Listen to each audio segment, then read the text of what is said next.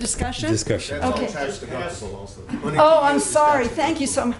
And we are a 501c3, so any money that you give, including money that you put into the hat, if you can estimate the cash that you put in, you can deduct if you do deductions for charitable contributions. Of course, it's getting fewer and fewer people are doing that these days, which is another crime of the Trump administration. To clarify, Sharon, why don't you the just Institute is not a ask 501c3 Yeah. organization. We are. However, I'm not a tax man. Okay, Karen. Sure, sorry. So I just wanted to make a couple comments. Thank you for adding what you added. I think it's really important, the historical perspective. And thank you for condensing 1900 years or 2,000 years into half an hour.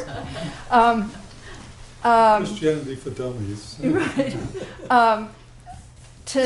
Today or tomorrow is the first day of Hanukkah. At Hanukkah, it's celebrated completely wrongly. It comes down to modern Judaism as a rebellion against the Romans in which God intervened to make the oil last 8 days. But that's not what it was. It was a civil war among Jews for whether or not they were going to be whether they were going to fight the Roman Empire or not, resist the Roman Empire or not. That's what it really was. So just to add to what you said. On the question of the relative humaneness of Catholicism versus Protestantism, what I've read or listened to his lectures in college, the Catholic Church always viewed slaves as human beings. They said that anybody could be saved, including these black people who ended up in Latin America as slaves. So that, I mean, I don't believe that means that they were more humane towards slaves, but some people do. Scholars have said that there was more humane treatment of slaves in Latin America than in North America, for whatever it's worth. And finally, when you mentioned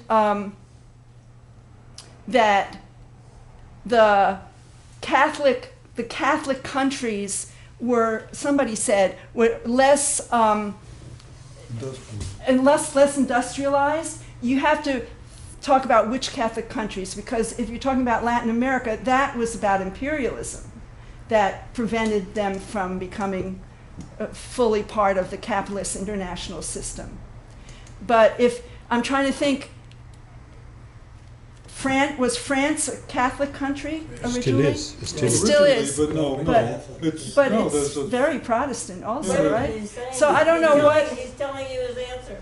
I'm sorry. I don't know. I just looked. Good It's, Huguenots. I can think of Huguenots. it's kind of 80% when I last looked Roman Catholic. So I don't know whether that statement about the Catholicism held back the development of capitalism. I don't know if that's true. I'm just saying it's a lot. It's very nuanced. It's other factors involved. And finally, I want to say that I would like to know more about other religions around the world and the role they played. I don't know anything about Hinduism, and I'm sorry to say, and I'd like to. So maybe we could, continue this study more broadly. Yeah. When I talk on caste system, I will try to address that. I think Steve goes next. Yeah, Richard, thank you for your presentation. I have a question and I have an answer. How do we know Jesus was Jewish? He went into his father's business. Anyway, 20 years ago when we had the uprising protests against the World Trade Organization, the WTO, a lot of us would say that the WTO, the World Bank, and the International Monetary Fund paved the way, were like missionaries for corporate America. In the same way, I don't know, I think it was maybe about 10 or 15 years ago, there was a woman here I think it was the library, it could have been somewhere else, I forgot. But her parents were missionaries. And she wrote a book about how she was from LA, and there's some big building in LA, a major library, where all the languages throughout the world of indigenous people were recorded on this little disc. It was kind of a cheap kind of contraption where the message of Jesus was there in their languages. And these missionaries, armed with these recordings, went all over the world, the Amazon, everywhere, and paved the way for deforestation, mining companies, and oil companies in the same way. Also, I mean, there's so much hypocrisy. Junipero mission in Monterey, who enslaved, murdered, and exploited Native Americans, was given sainthood. Yeah, and also the molestation charges of all the priests hasn't helped their cause. Okay, who's next? Rich. So I want to make a brief comment on what we're talking about right now, and then Speak up. I remembered my second thing I wanted to talk about just for a second, and that is I've heard this the idea, whatever, that one thing about the Catholic Church, wherever they go, Latin America, Mexico, here, wherever, whatever colony for whomever, whichever country they're represented at the moment, the one thing they're really good at is adapting to the local culture. And what's her name? The woman on the on the thing where images burned on the, I can't remember her name right now. I think you just said it. Are you still talking? The question is the name of this person we all know, Lady Guadalupe, the Virgin of Guadalupe. That was one. That was a long time myth or religious thing of the native, I'll say Americans because it's America, held strongly, and they realized that. So they went and destroyed a lot, but they kept certain things that they knew the whichever country were so tied into for so many generations that if they could adapt that or co-opt that they'd have the people, and they'd do it all the time, whichever country out in the mid-Pacific, whatever. So I wouldn't underestimate that, I'm just saying it. Now, as far as the other thing I wanted to mention today, I wanted to find it, and I'm not going to, maybe I'll find it later. I got an email through Big Al for our China-Boston thing, Al Sargis. Al Sargis, who speaks here periodically. I wish he was here today. But he passed on this thing. I'm not sure the guy whose name wrote it, but he claimed in the end that he wasn't choosing sides. But his whole thing was in the sort of like, but different, the separation between the really rich and just the average person on the street can barely pay their rent now. In terms of income and wealth and all that kind of stuff. He was talking about the people that he didn't limit it to Trump supporters. In fact, he said a lot of these same people are kind of moving on beyond Trump because he's not, tough enough or something.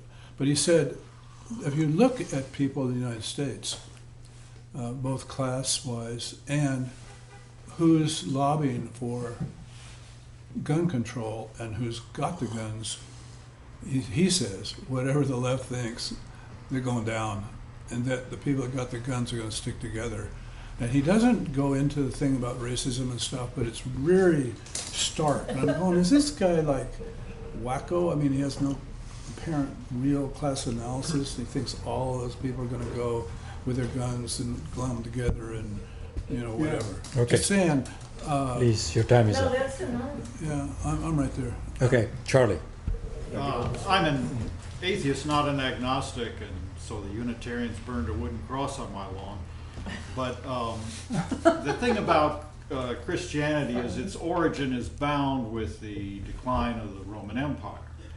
And as we've probably been taught, during most of the Roman Empire, they were full of a lot of little gods. You know, they didn't have a monotheistic religion, and that worked during the height of the empire.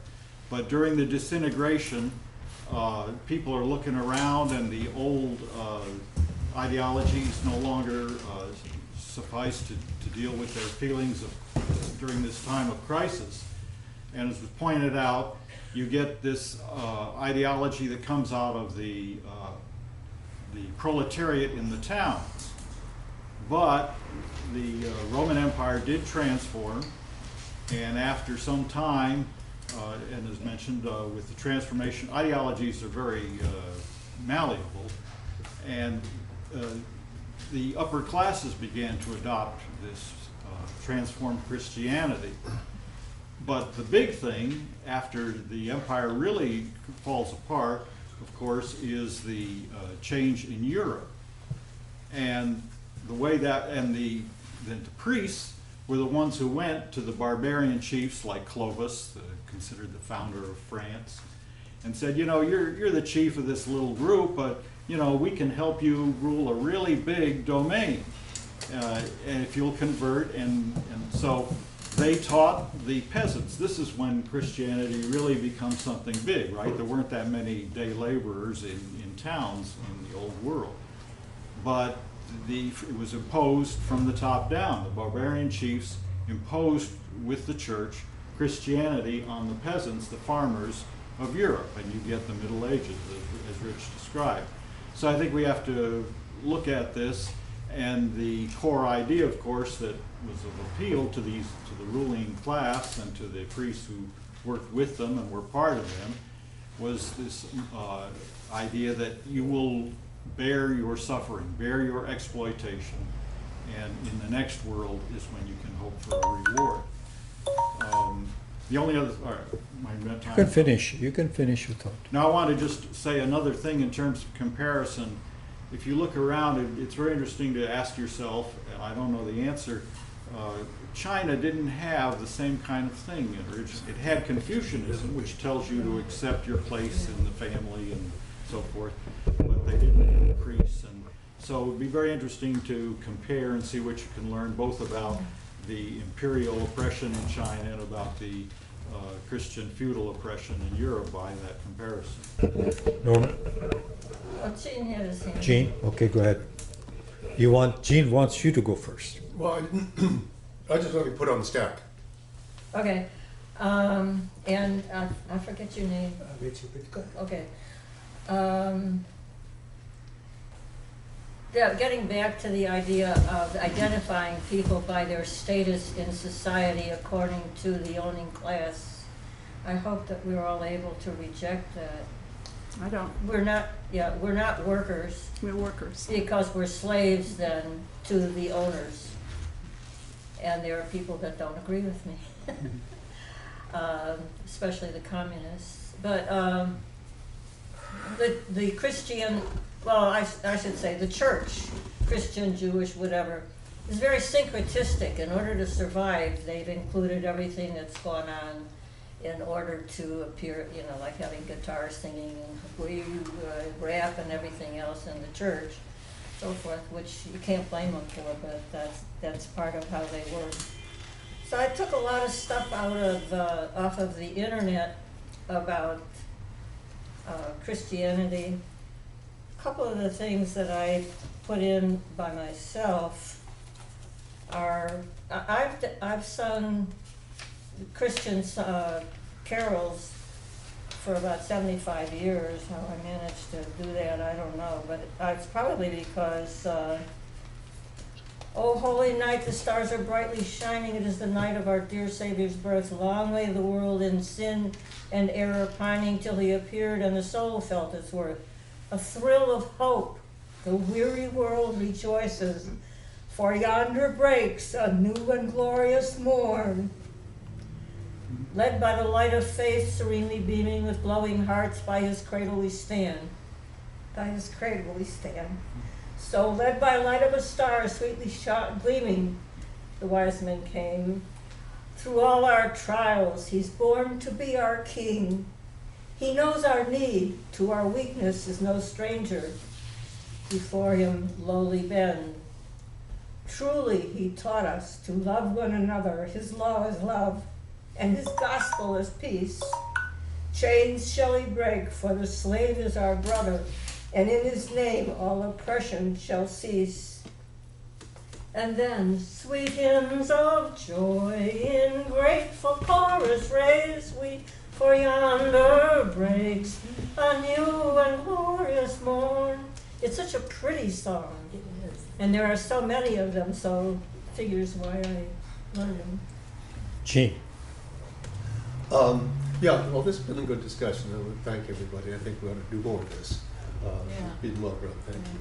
But I wanted to follow through with something that Karen was mentioning about zealots. Another book is, I was very influenced by this book, Jesus Before Christianity. And it has a dual meaning. One is, well, what was the historical Jesus? Nobody wrote about him during his lifetime. It's just in the Gospels. But what was the facts about Jesus? In the sense, you need to look, at what he did, what kind of things that he did. He was doing these various things. So that's part of it, to understand the historical Jesus. But then he said, well, shouldn't we put the historical Jesus, what Jesus actually taught before Christianity, because as you mentioned, there was this big gathering in which they decided what the whole Christianity was. Well, we should should we be loyal to that or to what Jesus had to say? And one of the things that struck me was apparently one of the things, a lot of people don't believe Jesus existed and so on, but everybody agrees that if he did exist, he was crucified. That's kind of the central mission here. And then this guy points out that, well, under Roman law, crucifixion was the punishment for political sedition.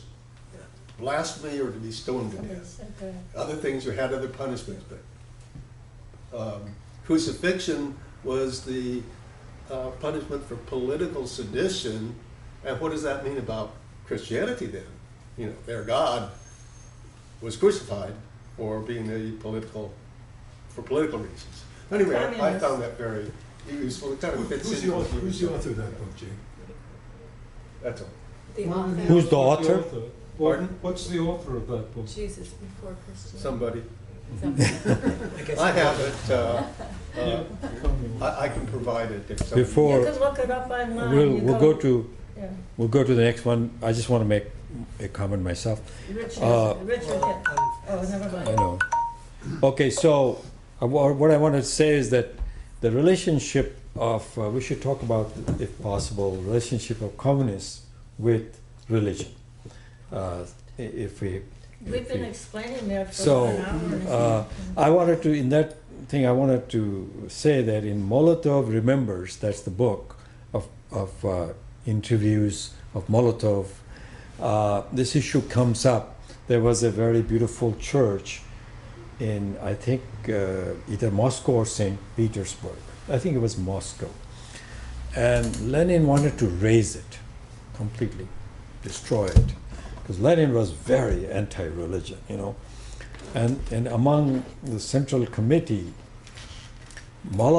question was asked, did you ever oppose Lenin? And Molotov said it was on this issue. He and Stalin said we should not raise it down because it's a beautiful thing, it's a reflection of another time, not because we support religion. So I think we should talk a little bit about the communists and religion, because I think religion is there, it's going to be there. How do we deal with it? Because communists are very few. And so this would be an interesting thing. But next person to speak is Karen. Okay, well, I was going back kind of to what Jean was talking about, and just that there is still this debate about the existence of Jesus, but he had quite a few brothers. And his brothers are referred to as, like, the main one is James, the brother of Jesus, who calls himself the Messiah. So that's kind of the cornerstone. And other than that, there's practically no historical record of Jesus at all. But let's see, there was something else I forgot now. What else I wanted to say? I have another comment. I know Richard has his hand up, but. Yeah, I know. I'll take care of that. Yeah. I think you were good. No. No, I'm passing. You're done? Okay, so Norma, you have comment? Just that by the music shall we know them, the glory that they're talking about is such a thrill. Did you ever listen to the Messiah? I mean, I did. I spent 3 hours. And it's so exalting, sitting there in the chair. It feels so good to be together with people in glory. How is it resistible? It's not able to be resisted. And that's, of course, the way we would like to preach communism. Okay. Rich, you wanted to say it? Your hand was up?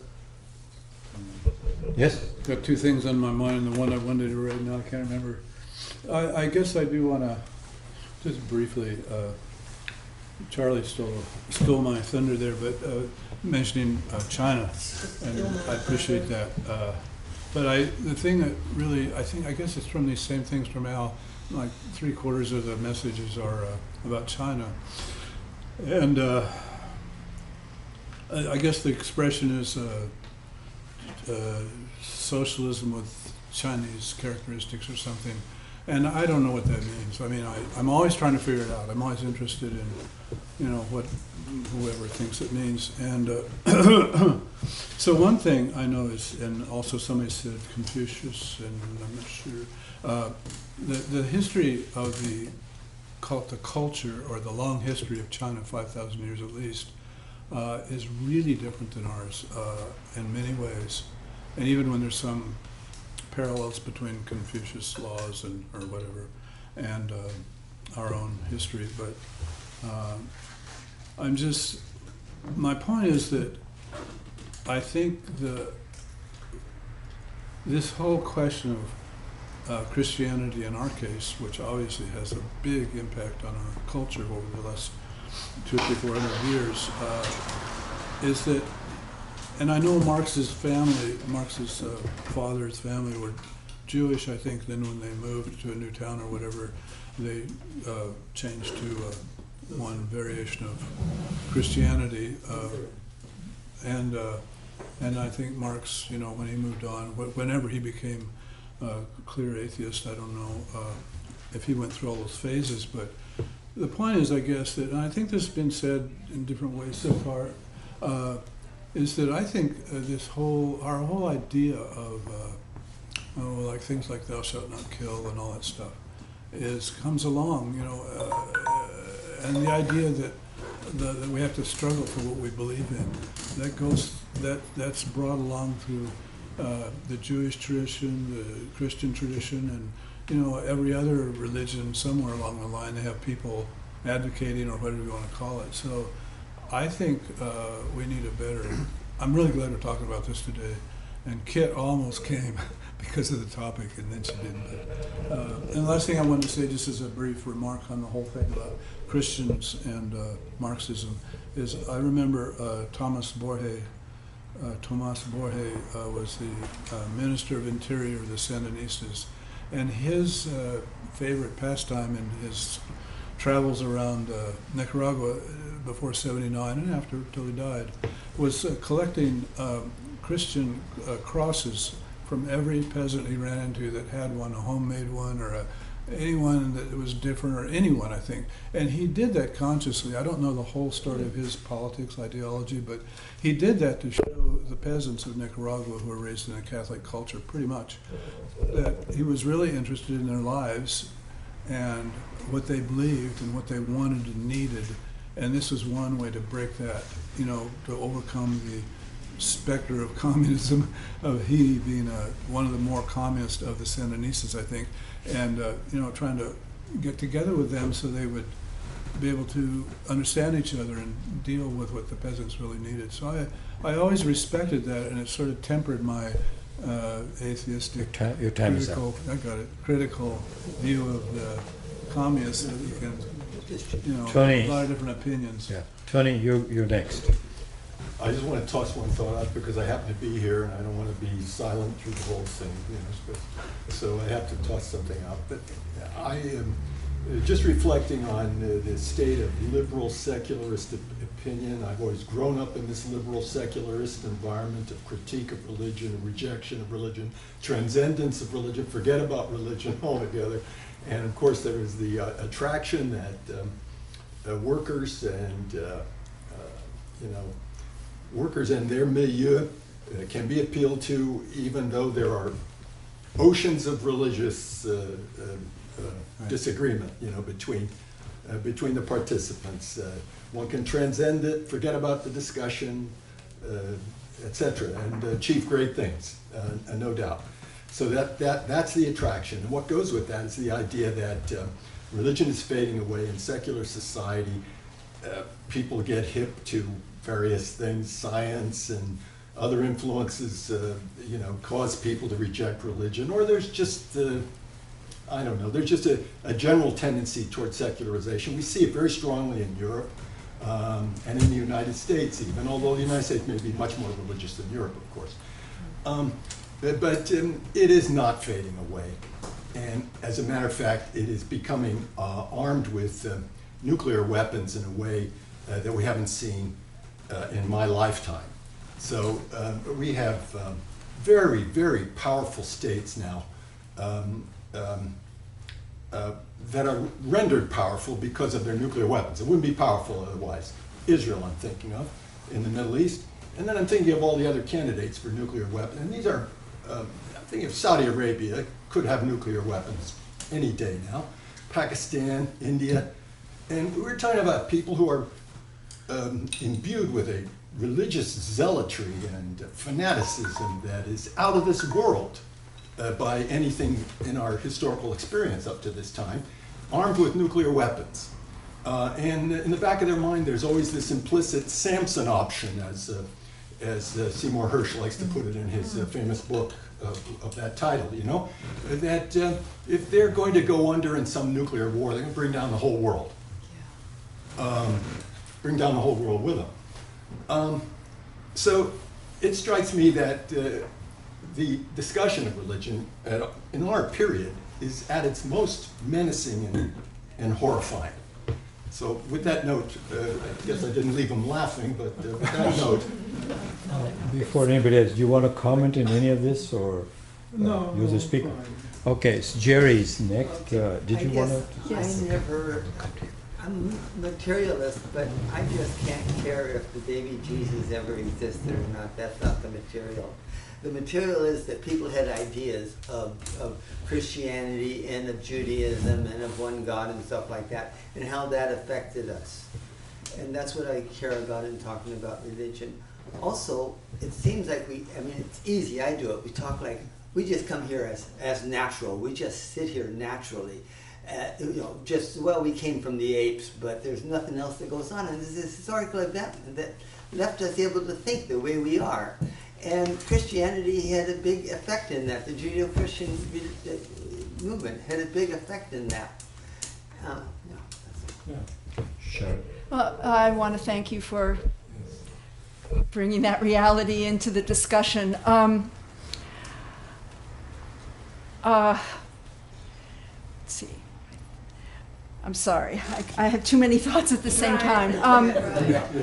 It's never happened once. I think that organized religion might be in some places receding, but I think you're right that in general religion is not. And people describe themselves as, well, I'm not really religious, but I'm spiritual.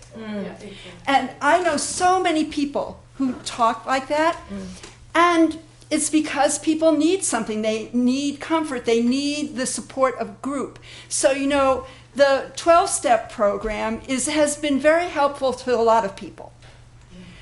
But it has this thing about higher power. And I know a number of people who describe themselves and who are communists who have benefited from that program.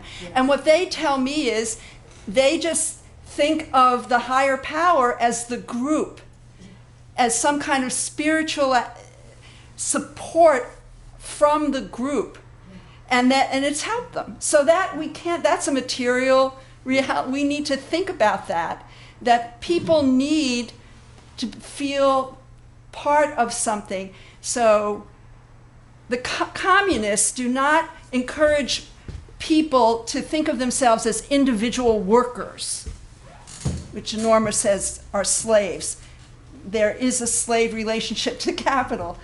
We communists encourage people to think of ourselves as members of the working class, the class that will eventually have power.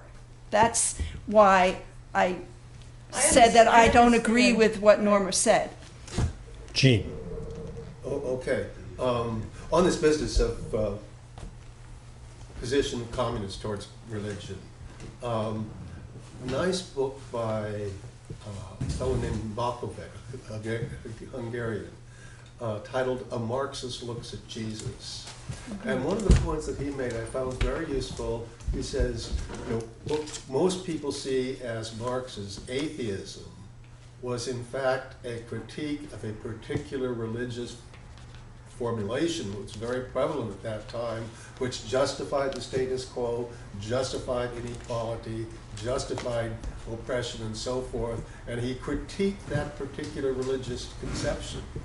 However, if our religious conceptions change, then our critique must change. And there are a lot of formulations, for example, in the 12-step, or liberation theology, and so forth, and it's not clear why we should feel atheist with regard to those religious ideas. He says that, you know, of course, Marx criticized particular religious things to free people for their own self-examination and examine these things and so forth, not to impose on his followers a dogma of the non-existence of God, which I found very useful. You know, because there are different conceptions, and so I gave up my atheist and became a very militant agnostic. I don't know, and you don't either. Okay, before we go to the next person, I want to just say that my understanding of atheism is not that there is no God. It's really that we believe in the collective power of humanity. So it's an assertion, positive assertion, not a negative, because if you say there is no God, you are indirectly admitting to its existence. So for atheists, the question doesn't arise. The question is collective humanity and what we can do with that. So I think it's Norma and Karen. Maybe Karen, you go first, and then Norma, I'll come to you. Is that okay? Yeah, and I don't have very much, but it's just about sort of the spiritual dimension of our being, which I think you were referring to, that I hear a lot, even like people who are like always going to be an atheist, and then they're like, well, there is this little spiritual thing.